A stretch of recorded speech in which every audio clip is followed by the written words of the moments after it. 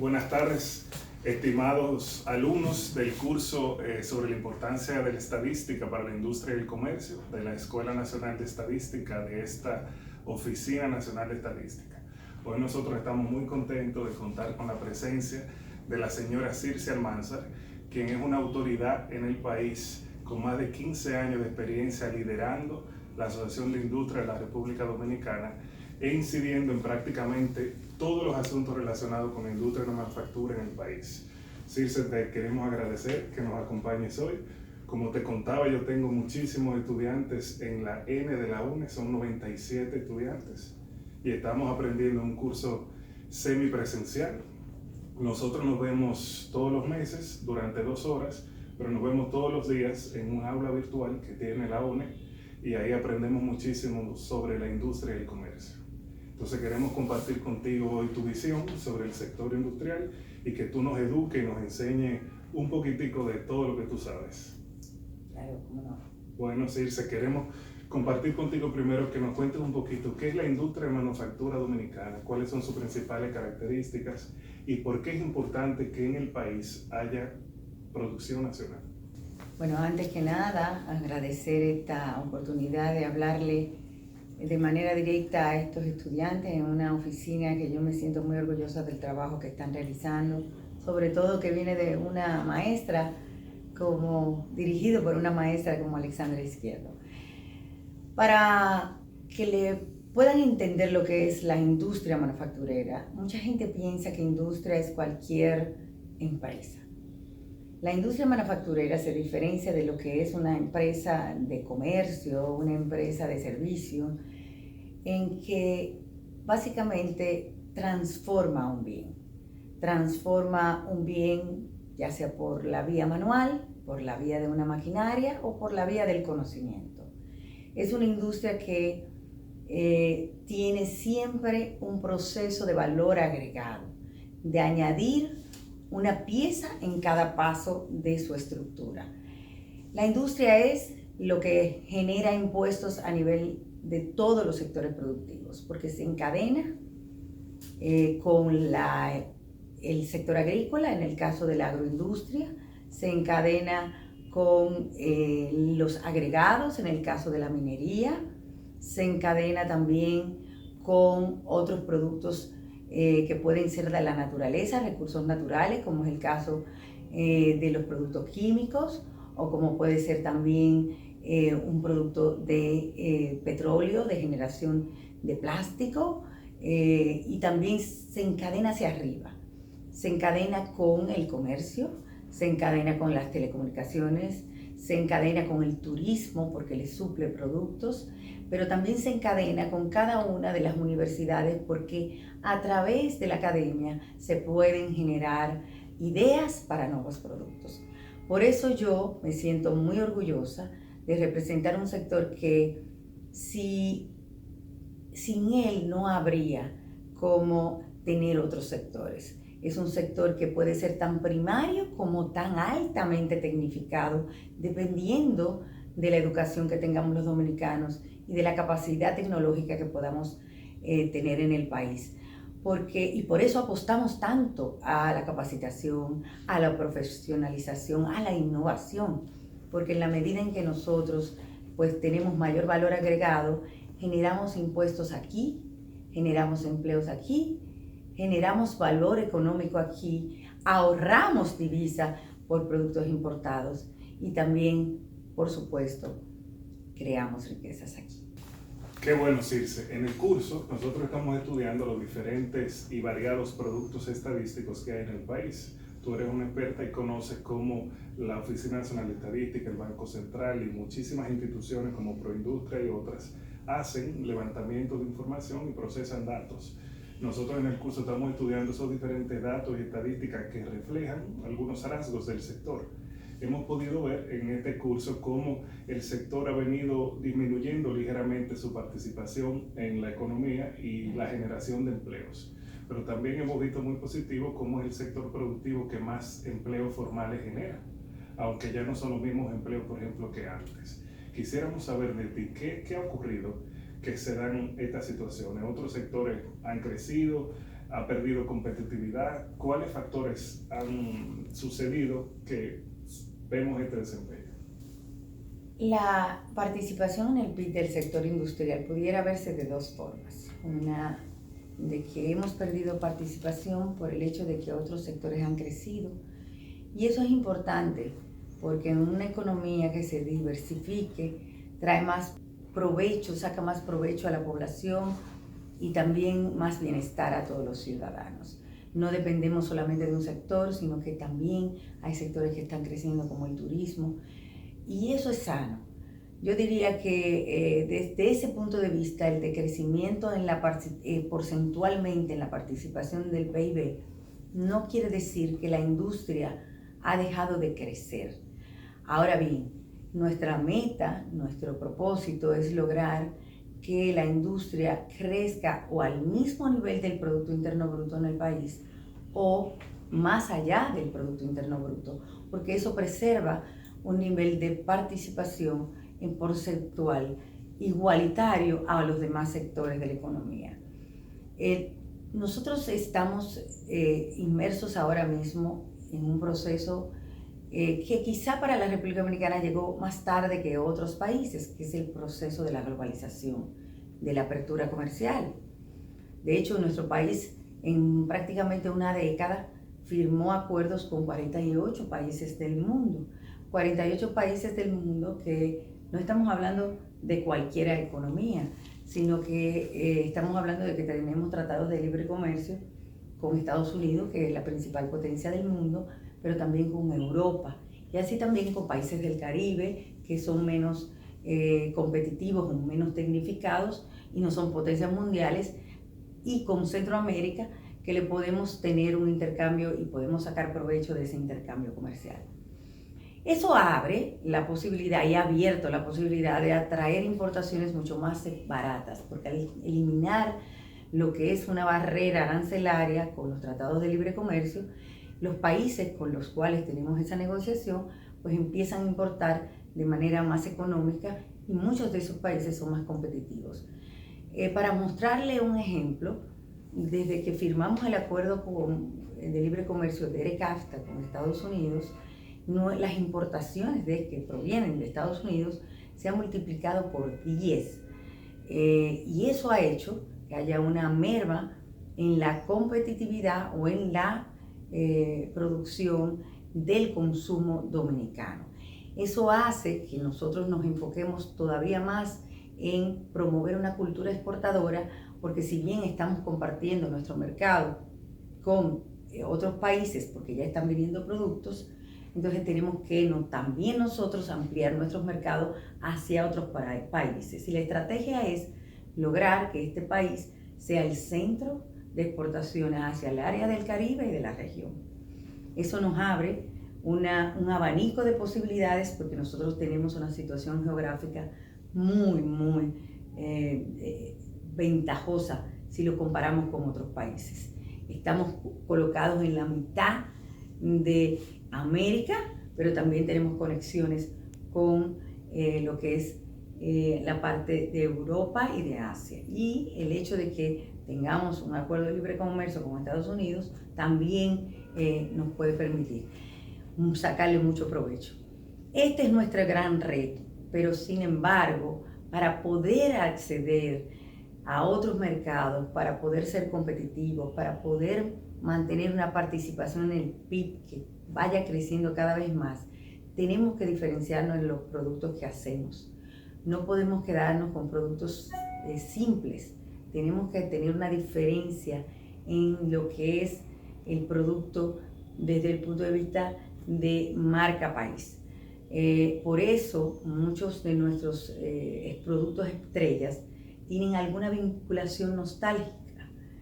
El ron, el tabaco, productos como ya ahora el mango, el aguacate, los cosméticos, productos de belleza, ese tipo de productos, cacao dominicano, que ahora ya nos sentimos tan orgullosos de que estamos haciendo bombonería, que ya no es solamente exportar el cacao primario o la manteca de cacao, sino que ya estamos haciendo nuestros propios chocolates, y eso es muy valioso. Pero lo más importante es que tomemos en cuenta que estamos ante grandes retos que nos hacen que tengamos que esforzarnos más. Estamos en la cuarta revolución industrial, donde ya el conocimiento es lo que hace primar el producto, lo que hace que el producto se diferencie.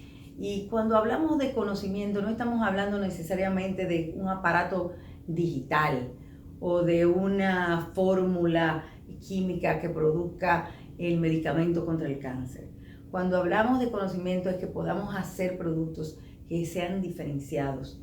Si podemos hacer, por ejemplo, el mejor ron del mundo, si podemos hacer también diferenciarnos por la capacidad de nuestra gente para poder hacer productos nostálgicos que los turistas puedan llevarse hacia su país. Y esa es la importancia. O sea, la vía es, primero, tener más educación, más formación, hacer productos diferenciados y lograr acceder a otros mercados con productos diferenciados, pero también encadenarnos con otros sectores de la economía para que a través de ellos podamos exportar.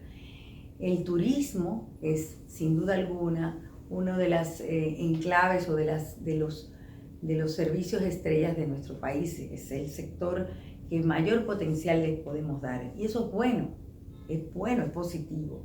Ahora, lo que debemos promover es que ese turismo se haga con productos nacionales. Y para ello tenemos que buscar que todos nuestros productos cumplan con los estándares de calidad que esos turistas están acostumbrados a consumir.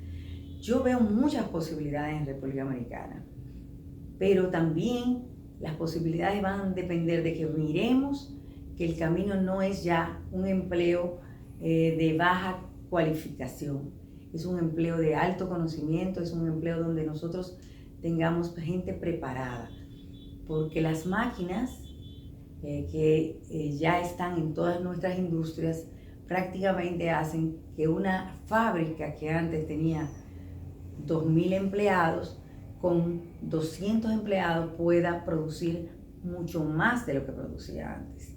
Y no es que vamos a perder empleos, es que van a ser sustituidos. Y ahí es que está el gran reto. Todo eso se va a lograr en la medida en que tengamos mayor innovación y que entendamos que la formación de nuestro país tiene que ser no por la demanda, sino que tenemos que tener una combinación de lo que es la demanda de la gente con lo que nosotros queremos promover.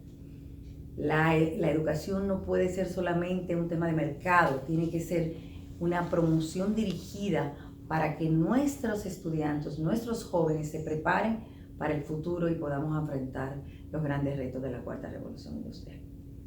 Muy bien, Circe, se oye muchísimo, se habla, lo vemos todos los días en la prensa, la importancia de las exportaciones, los acuerdos de libre comercio, el reto que es ahora de innovar para distinguirnos, como tú decías. Pero, por ejemplo, ninguno de nosotros, los que lo analizamos en las aulas, los periodistas que lo escriben en el periódico, ninguno somos industriales. Y nosotros queremos saber de parte de ustedes que viven el día a día, que son industrias, ¿qué ustedes creen que son los factores que les dificultan más el incremento de las exportaciones, el encadenamiento con la zona franca, con el sector salud, con el sector turismo, y el invertir recursos, tiempo, esfuerzos en innovar? ¿Qué piensa un industrial cuando lee esas quejas, esas críticas sobre que se innova poco, que se exporta poco? ¿Y qué quisiera el industrial si tuviera la posibilidad de tomar medidas, de hacer acciones para facilitar eso? Bueno, el industrial, la gente puede decir que se queja mucho, pero en realidad trabajamos mucho. Y trabajamos para lograr cosas positivas. Se ha avanzado bastante en los últimos años en reglas de juego más claras, en una cultura mucho más abierta de los industriales. Pero hay que conocer un poquito la historia de la industria dominicana. La industria dominicana prácticamente es incipiente si lo comparamos con otros países. Después de la muerte del dictador Trujillo en mi país, prácticamente todas las industrias, las empresas que procesaban Algunos de ustedes recordarán, la industria de zapatos estaba en manos del dictador Trujillo, la industria de cemento estaba en manos del dictador Trujillo, la industria textil, la industria del papel, casi prácticamente todas las industrias estaban, de vidrio había una industria que también estaba en manos del dictador Trujillo, y esas industrias eran básicamente lo que se producía en el país. Era una población muy mínima, muy pequeña, con bajo consumo, pero sí se promovía la compra nacional en todos los estamentos de esas industrias, lamentablemente para favorecer a una familia o una persona. Eso es una política industrial bastante dirigida hacia un beneficio propio de alguien, pero que es una política que hacen muchos países. Primero, promover la producción nacional. ¿Por qué se promueve la producción nacional? Por varias razones. Porque la producción nacional te garantiza el empleo, te garantiza los impuestos en el país, te garantiza también el ahorro de divisas, porque en la medida en que tú compras localmente, tú ahorras el tener que utilizar dólares para comprar productos del exterior. Y al mismo tiempo tú tienes una seguridad alimentaria y una seguridad materiales de construcción cuando lo produces aquí. No dependes de productos extranjeros, y en casos de emergencia tú puedes tener toda la seguridad de que vas a estar abastecido de la producción. Pero la historia es que nosotros pasamos de una industria prácticamente aglutinada en una sola persona y productos prácticamente primarios, que eran el azúcar en ese momento, el café y el cacao, que se llamaba la industria del dulce o la economía del dulce, la economía dulce. Luego, en los años 70, se empieza a promover la industria nacional a nivel ya más amplio y las empresas empezaron a apoyar, algunos empresarios apoyaron muchas empresas, se creó una ley de incentivo al sector manufacturero, pero esa misma ley creó dos regímenes. Un régimen de la industria nacional que era para el mercado nacional, o sea, para vender en el mercado local, prácticamente con unas barreras arancelarias que impedían que otros productos vinieran del país, prácticamente no lo impedían, pero eran aranceles tan altos, impuestos tan altos para importar, que terminaba siendo un mercado cautivo para la industria nacional. Y al mismo tiempo creó lo que se llama hoy las zonas francas, que era una industria que podía importar materias primas, pero siempre y cuando todo se fuera a exportación. Entonces se creó un régimen dual. Ese régimen dual hizo que la industria nacional se quedara ubicada con una cultura de venta en el mercado nacional y no estaba enfrentando la competencia de productos importados. No se promovió una cultura exportadora en la industria nacional, sino que era básicamente estar en el país con un mercado cautivo. Las zonas francas, sin embargo, eran exportadoras, pero exportadoras de procesos muy mínimos, o sea, maquilas. Traían las materias primas, las ensamblaban aquí y las exportaban. Eso ayuda a la generación de divisas y generaba empleos, y genera empleos, muchísimos empleos todavía, pero no genera el valor agregado nacional, porque si bien es cierto que se exporta mucho, se importa prácticamente el 80% de lo que se exporta en la zona franca. El gran reto viene cuando empezamos a insertarnos en el mercado global, cuando tú empiezas a competir y cuando un productor, por ejemplo, tiene que competir en un supermercado, en una góndola, con productos de otros países que pueden estar a precios hasta más baratos que el tuyo y que pueden tener alguna diferenciación en cuanto a calidad. Y eso trae retos importantes para la industria y nos hace prepararnos. ¿Qué necesitábamos para ser competitivos? Para que nuestros precios de nuestros productos pudieran tener el precio para que el consumidor comprase más barato, pero con la calidad suficiente. Necesitábamos tener una energía eléctrica competitiva. Los altos costos de energía hacen que un proceso productivo en nuestro país sea mucho más costoso que en otros países. Pero también nosotros necesitábamos tener facilidades de tener recursos financieros, recursos baratos, competitivos a largo plazo. Recuerden que nuestro país prácticamente el 80 o 70% de los préstamos y financiamientos que se dan para consumo, no para producción.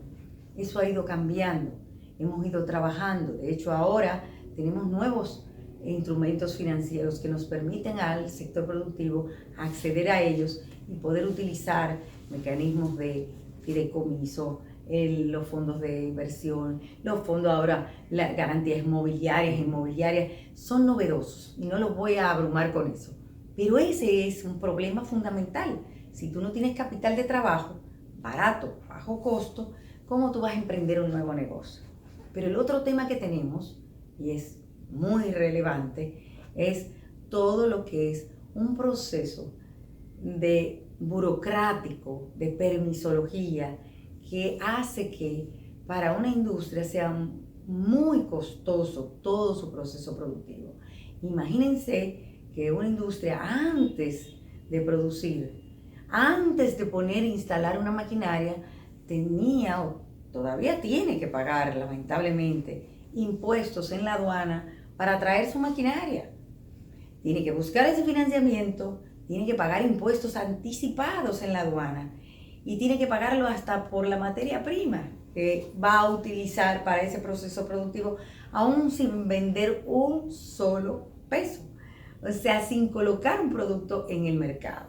Entonces, todo eso es un proceso burocrático anticompetitivo que tiende a dar un sesgo hacia la importación. Porque si bien nosotros somos competitivos en calidad, y yo te apuesto que aquí hay muchísimos productos que son mucho mejores que los que se venden en los supermercados, en la ferretería, no es menos cierto que ese encarecimiento de los costos desde el inicio de la producción afecta los precios y el consumidor siempre tiende a buscar calidad-precio. Si tú tienes una buena calidad pero tienes un precio más alto, te va al producto más barato. Entonces ese es el gran reto. Pero nosotros ahora mismo hemos estado trabajando con la ley de Proindustria para que se renueve para la posibilidad de instalar maquinarias nuevas que tengan una reinversión, para que podamos competir, ampliar nuestra capacidad instalada, porque solo así podremos exportar más. La producción nacional es suficiente ahora para el mercado nacional, pero si queremos aprovechar otros mercados, tenemos que buscar que nuestras máquinas sean y que tengamos más producción para poder captar todos los países del Caribe. Y lo hemos estado haciendo. Dio sus frutos los años que tuvo la ley de Proindustria con todas sus facilidades vigentes. Y esa es ahora nuestra demanda. Volvamos otra vez a ese esquema porque dio resultados y los resultados están claramente evidenciados en datos y en cifras. Lo vemos ahí, ustedes ven productos nuevos, novedosos, innovadores en la ferretería, en las góndolas. Y son muchos los retos. Lamentablemente, a veces la población no entiende la importancia que tiene darle esas facilidades, apoyar la producción nacional como lo hacen otros países. Nuestros políticos a veces hay que explicarle, o sea, no se dan cuenta que la mejor política de desarrollo es el empleo. La mejor política de desarrollo de un país es producción. El servicio, si no está acompañado de producción, no genera suficientes empleos y riquezas en el país.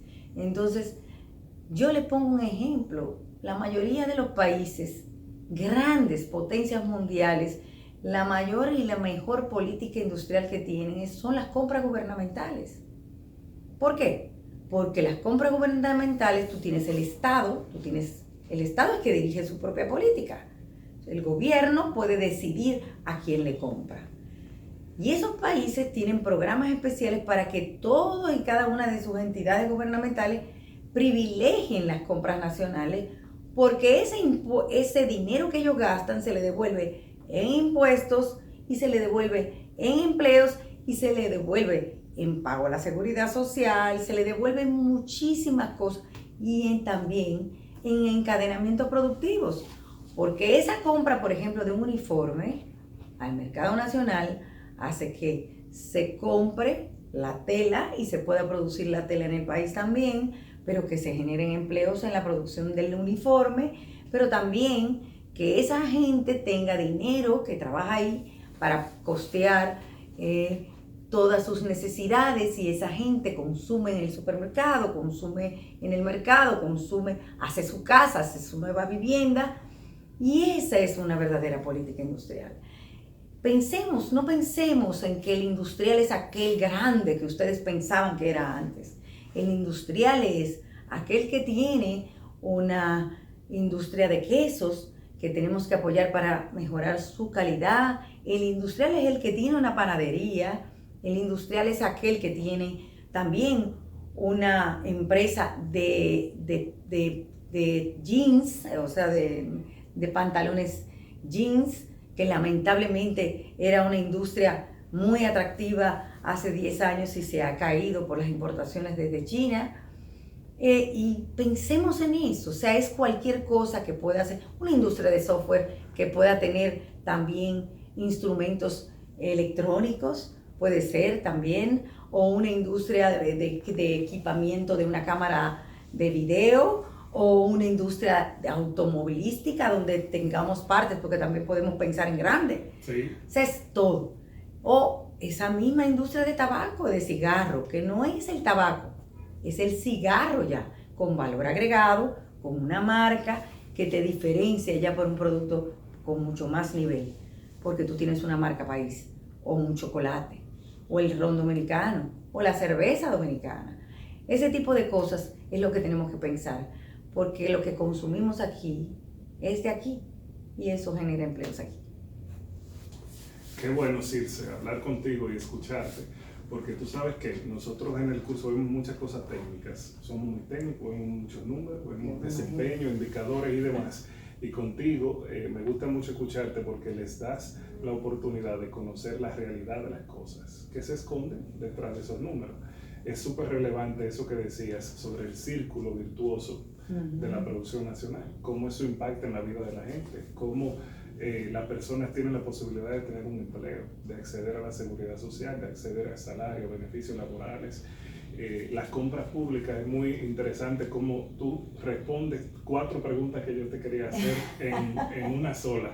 Eso es sumamente importante, decirse que tú resaltes lo de las compras públicas, porque como dices, los países son soberanos para elegir, y en el marco de la Organización Mundial del Comercio, en el marco de los acuerdos de libre comercio se permite, es una excepción completamente válida el tener políticas de compras públicas, que como bien dices, la compra pública es una política de desarrollo. Y incluso hay países creativos e inteligentes que desarrollan hasta sus provincias con esas compras públicas, porque hacen que lo que vayan a comprar las escuelas, los hospitales de esa provincia incluso sea producido ahí, por la propia gente, por los propios ciudadanos que la habitan. Entonces eso es muy bueno, y eso en los foros de discusión que tenemos, nos pasamos el mes completo hablando sobre esto, porque ellos ven mucho los videos y se quedan hablando de la persona invitada en el video. Por eso te agradezco que seas tan clara y presente esas ideas para que no se nos escapen. También te quería preguntar sobre cosas nuevas que no son. Te quiero preguntar sobre el tema del salario y el código de trabajo, pero lo voy a dejar para el final, porque ahora quisiera. Soy de mamá que menos me apasiona. Ahora quiero preguntarte sobre algo nuevo que parece que les apasiona mucho a ustedes y que es algo nuevo para muchos dominicanos, incluyéndome a mí, que es el tema de la economía circular y el uso de los residuos en la producción. Queremos saber de qué trata eso, qué planes hay, cuáles son los impactos que ustedes esperan de esa nueva política. Sí. Para nosotros la economía circular vino a ser como un replanteamiento del 60% del trabajo de la Asociación de Industria, porque la verdad es que tenemos tanto entusiasmo con ese nuevo concepto que le dedicamos prácticamente más de la mitad del horario de trabajo aquí a desarrollar ese concepto. La economía circular no es más que el apoyo que le está dando el mundo, o la forma en que ha encontrado el mundo de reducir el consumo de recursos naturales. La población cada vez es mayor, el consumo de la gente cada vez es mayor, el poder adquisitivo de la gente permite que la gente consuma más y también hay una cultura de consumo mucho mayor que antes y los recursos naturales son limitados. Y aunque por más que digamos que la innovación, la tecnología, la cuarta revolución industrial, hacer cosas novedosas, de alguna forma u otra, todos los materiales que consumamos siempre van a salir de los recursos naturales. Y entonces, ¿cómo lograr que no perdamos nuestro planeta?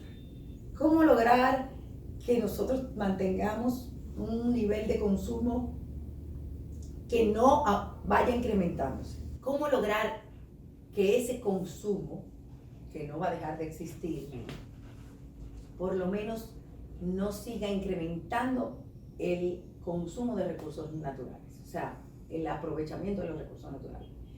Es simple, es utilizando todo lo que se desecha, todo lo que ahora es un residuo, se puede aprovechar. Y la economía circular parte del principio de que nada se pierde, todo se aprovecha. Se aprovecha de diferentes formas. Por ejemplo, un asfalto que tú tengas en una carretera, cuando tú vas a picarlo, ese asfalto, para poder construir una carretera nueva o repararla, tú puedes volver a reutilizarlo si tienes el equipo correcto. Y no solo eso te economiza muchísimo productos que tú consumes en granceras, o sea, todos esos agregados que tú consumes que van destrozando nuestros ríos. También los neumáticos. La gente se queja de que los neumáticos, no solamente por el hecho del desperdicio de los neumáticos, cuando tú ya dejas de usar los neumáticos, sino también que son una fuente de contaminación, fuente de enfermedades, porque tú los dejas y se acumula agua y son fuentes de enfermedades. Un tema de seguridad. De seguridad también. Esos neumáticos se utilizan también para las carreteras, pero se utilizan también para darle calor a las calderas. Las empresas, las industrias de cemento utilizan el neumático como un sustituto de combustible, porque básicamente lo que hace es que toma calor a alta temperatura y eso produce un vapor que genera combustible. Pero al mismo tiempo podemos estar hablando de que una botella de PET, que es de la botellita que consumimos agua o una bebida, esa botellita no solamente se puede reciclar tantas veces posible para hacer nueva botellita como 100 veces, sino que también de esa botellita se puede hacer hasta textiles. Ustedes saben que la botellita o el plástico sale del polietileno. Sí. Polipropileno, hay muchísimos términos, sí. Polietileno, y esas botellitas, o sea, eso poli viene de el mismo material que se usa el poliéster. Entonces el poliéster es el mismo material que se usa para hacer el plástico. Y en China, por ejemplo, y en otros países de Europa, se utiliza muchísimo esa sustitución de un producto para hacer textiles. Nosotros ahora mismo lo que estamos es tratando de lograr, porque tenemos también un problema del abuso que tenemos los ciudadanos en cuanto a los desechos, o sea, a cómo disponemos nuestros desechos. No hay una cultura, no hay una educación suficiente para darnos cuenta de la importancia que tiene tú saber dónde depositar tus desechos. Pero aquí hay muchas carencias también en cuanto a los depósitos finales, no tenemos todavía rellenos sanitarios que estén equipados y tenemos un problema de que mucha gente que tira ese desecho, van a las cañadas, esas cañadas van a los ríos y esos ríos lleva el desperdicio hasta el mar. Y ese fue el caso que vimos hace poco en nuestras playas, aglutinando botellitas y envases de plástico, Sí. en donde se veían muchísimas de marcas nuestras y marcas importadas también. Entonces ese es el gran reto que tenemos ahora, porque es algo que está contaminando nuestros mares, que si lo comparamos con lo que está sucediendo en los países asiáticos, nosotros estamos mucho mejor que ellos, porque allá es que la contaminación es mucho más grande, pero nosotros estamos concentrados ahora en lograr que esa botellita se le dé un valor para que el ciudadano pueda llevar esa botellita a un centro de acopio. En ese centro de acopio le va a pagar por llevar esas botellitas por peso, y el ciudadano que puede estar desempleado o que puede tener una necesidad va y tiene un dinerito por llevar esa botellita. Y también el hogar, y también tu casa, porque lamentablemente todavía en nuestros hogares no tenemos la separación en la fuente, que tenemos que llegar en algún momento ahí. Sí. Y hemos construido ese nuevo programa, que lo que va a permitir es que después que se lleven a los centros de acopio, pues entonces ese centro de acopio lo lleva a una planta donde se separan esas botellas por colores y por tamaños y por materiales, y entonces luego, una vez podamos tener plantas aquí, esas plantas pues puedan reciclar el producto y entonces podamos reutilizar la botellita. Actualmente ya aquí se recicla mucho plástico. La mayoría de las industrias reciclan plástico, pero lo reciclan de su material postindustrial. El problema es cuando la botellita o el vaso o lo que tú tiene un consumo y tiene un alimento adentro, ya no se puede reciclar si tú no le das un tratamiento, no le das un lavado, porque puede contaminar. Entonces ese es el gran reto, cómo recuperar todo ese material post-consumo, que es el que tú ves en la calle, poderlo separar, poderlo aprovechar en lo que se llama coprocesamiento o en lo que se llaman plantas de energía de biodiesel. Y eso se puede utilizar también, las plantas de energía de la basura orgánica. Con decirte un ejemplo, en países como Finlandia o como Noruega, importan basura orgánica para producir energía. Porque ya la de ellos la consumen y tienen basura cero. Entonces, por eso nuestro eslogan, y que sacamos en los días recientes, pusimos a circular hace poco, es hacia un país sin basura. Esa es nuestra meta. Y todo partiendo de que todo se puede aprovechar.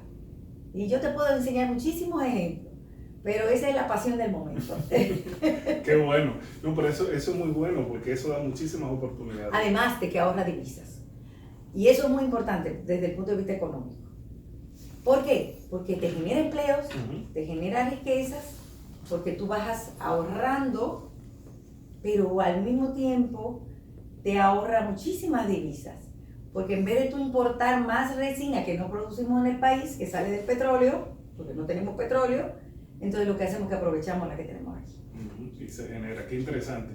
Incluso si se pudiera, escuchándote, eso es una oportunidad para los jóvenes emprendedores que pueden crear empresas que den respuesta. Y centros de acopio, y todo eso, y muchísimas cosas que se pueden hacer. Y ahora estamos trabajando en la ley, y es un parte de los puntos que estamos trabajando, cómo promover que nuevas empresas que se instalen en para crear materias primas secundarias puedan estar exentas de todo tipo de impuestos durante los primeros años para que puedan emprender más fácil. No, y animarse, cambiar de cultura, es súper interesante. Qué bueno que también se encargan de esos temas, y no solo del tema que vamos a utilizar para cerrar, que es el tema que está ahora Circe y siempre en la palestra pública de los temas del Código de Trabajo. Mucha gente, la inmensa mayoría de los dominicanos somos empleados, y mucha gente está confundida y escucha muchas cosas sobre los patronos, los famosos patronos. Desde que yo era pequeñito en Moca estoy escuchando los famosos patronos de la torre empresarial. A mí me gustaría que tú compartas con nosotros la visión de la ARD en este marco, de la reforma del código, de la reforma del sistema de la seguridad social, del tema de la reclasificación de las empresas y por supuesto del tema más famoso de todo, que es la cesantía. Sí, bueno, yo decía que esa era la parte más engorrosa, porque nadie quiere, o sea, perjudicar a otro, mucho menos a un trabajador. Sobre todo las empresas que quieren a sus trabajadores, que están satisfechos con sus trabajadores, no es verdad que escatiman en darles beneficio. Pero lo que uno parte siempre es de una realidad de que todo tiene que ver con compararse con otros países. Cuando tú hablas de competitividad, tú estás hablando siempre en comparación con otros. Entonces, para tú poder ser competitivo a nivel mundial, tú tienes que tener reglas más o menos parecidas, porque si no, no puedes acceder a otros mercados. O otros productos, como ya he explicado, vienen a nuestros mercados más competitivos y entonces desaparecemos.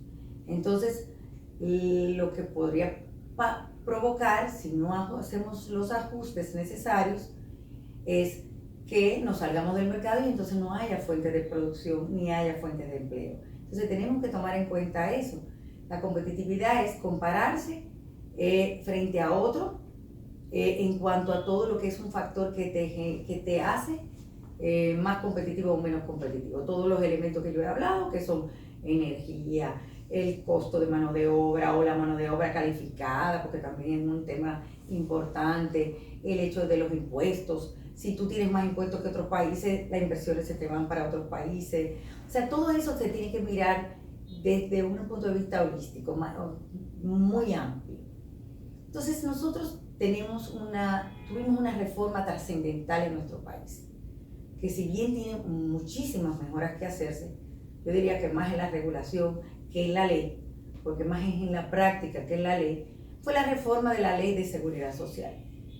Eso fue en el 2001. Trascendental, tanto trascendental que países como Estados Unidos no lo tienen como nosotros lo tienen.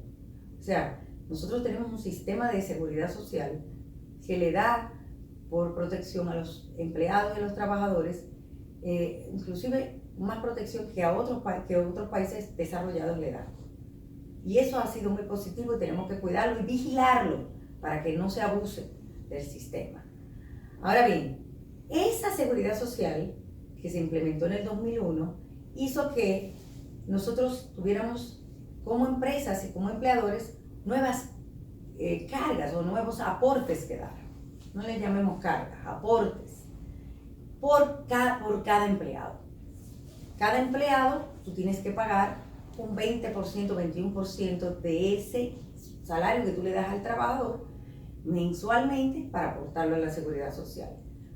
Aproximadamente un 70-30, 70 el empleador paga y 30 el trabajador. Entonces eso hace que tú ya de por sí tengas un costo adicional, pero que es un costo que tú lo haces con la garantía de recibir una contraprestación, que es el servicio de salud, el servicio de riesgos laborales o las pensiones en algún momento determinado cuando te vayas a pensionar. Sí.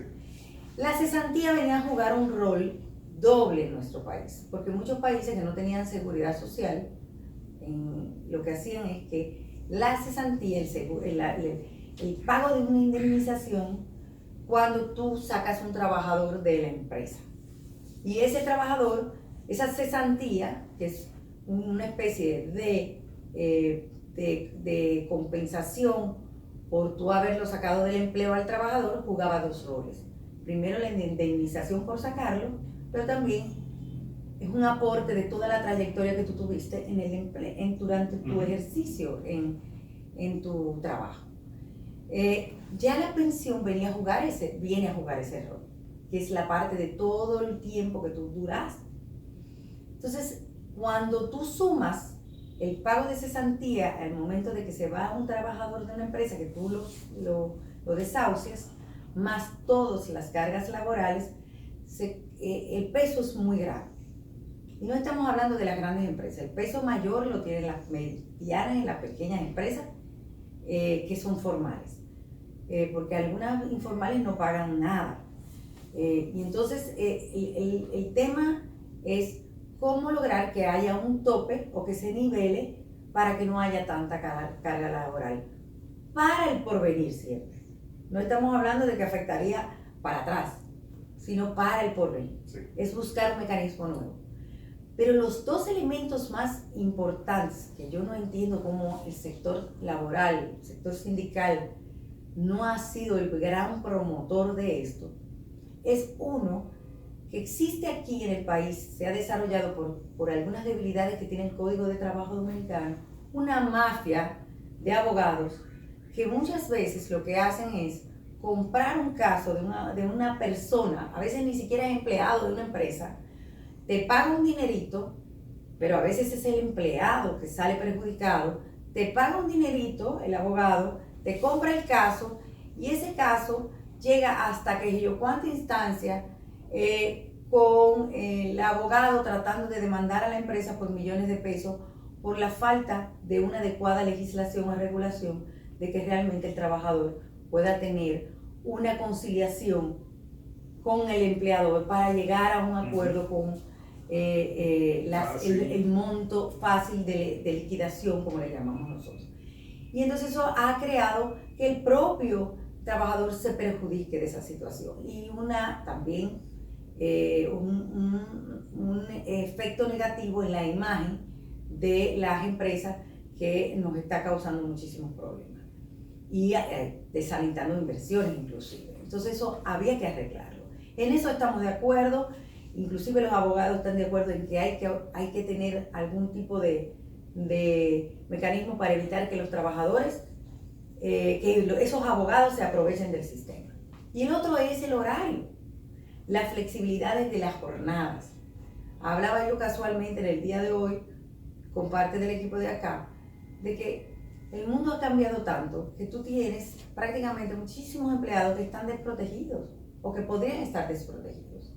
Hay muchísima gente que no puede acceder a la seguridad social porque no se considera un contrato tú trabajar desde tu casa todavía. No se considera un trabajador fijo. Y sin embargo, tú puedes ser un trabajador fijo estando desde tu casa, trabajando con un mecanismo de desempeño. Pero también hay elementos que ahora chocan hasta con la Constitución y la libertad de cultos. Por ejemplo, el horario ordinario es de lunes a sábado al mediodía. Pero hay personas que son adventistas que no trabajan los sábados. Entonces, hay cosas, y no necesariamente el domingo tiene que ser el día libre. Pero es tan burdo, tan desfasado esto, que hasta el Ministerio de Trabajo ha tenido que hacerse de la vista gorda con eso. Pero realmente vista gorda porque trabajan, pero tienen que pagar lo doble el día domingo. Sí. Entonces son cosas que afectan el empleo, porque la empresa va a terminar teniendo menos empleos, porque va a tener que pagar ese domingo con un salario doble. Sí. Y eso pasa con las horas nocturnas también. Entonces, eso afecta la creación de empleos, porque no es verdad que el mundo es ahora de 8 a 5. No es así. Es más, yo a veces yo digo, ¿cómo es posible que a la hora que yo tengo libre no esté abierto una tienda para yo ir al supermercado, que es el momento que yo tengo tiempo para ir? Entonces tiene que haber un equilibrio en ese sentido. Y hay muchísimas formas de trabajo ahora que no son lo que se producía en 1992 cuando se produjo este código. Todos los países han adecuado ya su legislación y nosotros no. Qué bien. Y el salario, clasificación empresarial. Es tan simple como cumplir una ley. La clasificación empresarial es, básicamente, se da sobre todo en la discusión del salario de la empresa que es no sectorizada. ¿Por qué? Porque cuando hablamos de un salario de una empresa no sectorizada, estamos hablando de todo lo que no es lo que es sectorizado, que es turismo, zona franca, algunos trabajos de construcción, pero todo lo demás es ese salario. Entonces, comercio, servicios, industria, banca, financieros, seguros, eso tiene realidades tan diferentes y tamaños de empresas tan diferentes que en ese salario se requiere tener cierta flexibilidad para poder fomentar las pequeñas y sobre todo las micro pequeñas empresas.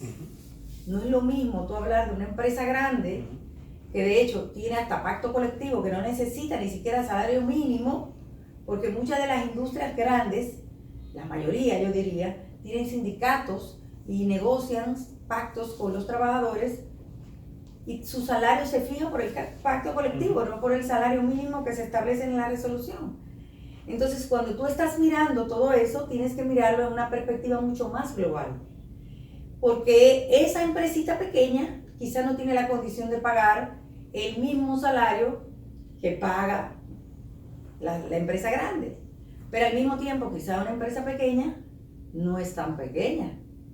Porque una empresa de un escritorio con 2 personas puede generar millones de pesos ahora mismo con un aparato tecnológico. Entonces tú tienes que saber diferenciar lo que es una microempresa, una pequeña empresa, porque ya no es por el activo que tú tengas, ya no es que tú tengas una maquinaria o que tú tengas una planta grandísima.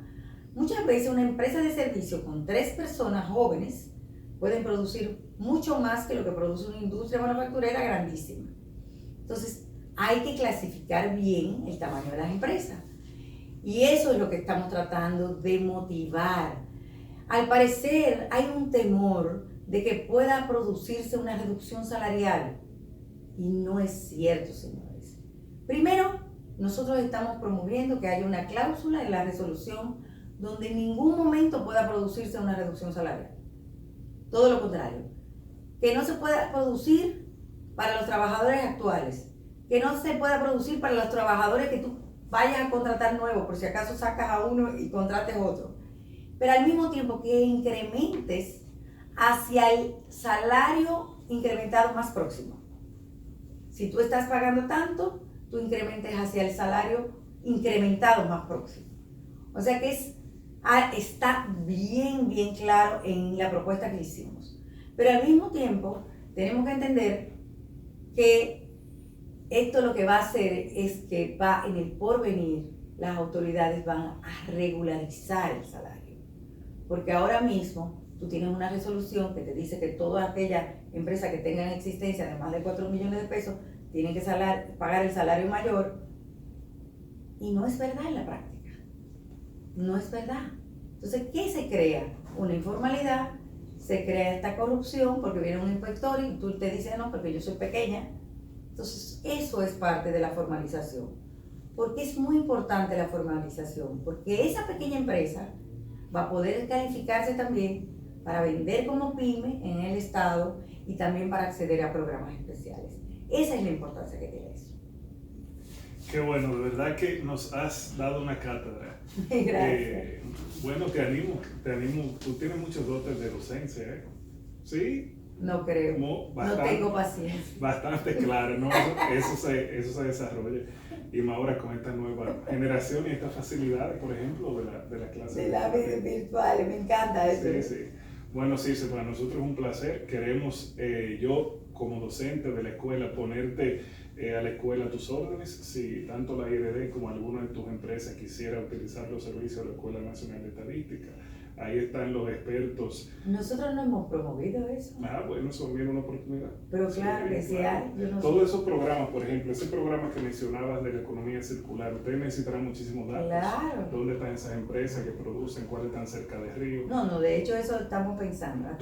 Y con un tema de equidad de género también estamos pensando. Y de tema de género, todos esos datos los tiene la Oficina Nacional de Estadística. Son muchísimos. Bueno, cuando yo hace unos años conocí la Oficina Nacional de Estadística, ni me imaginaba la cantidad inmensa de productos económicos que allá hay. que te exhorto que los conozcas y te lo podemos facilitar, por supuesto, también. De hecho, tenemos pendiente un desayuno temático que ustedes van a dar aquí para explicar todo eso. Y es muy importante, Fantino, que tengamos una misma estadística, que sean unificadas. Sí. Eso es muy importante. Eso yo es siempre he muy abogado por eso. Sí, eso es muy importante, sobre todo en el tema de exportaciones. Exactamente. Hay unos retos ahí. Bueno, pues muchas gracias. Gracias Muy amable, a ti. Circe. Gracias. Bueno, gracias a todos y nos vemos entonces en la próxima.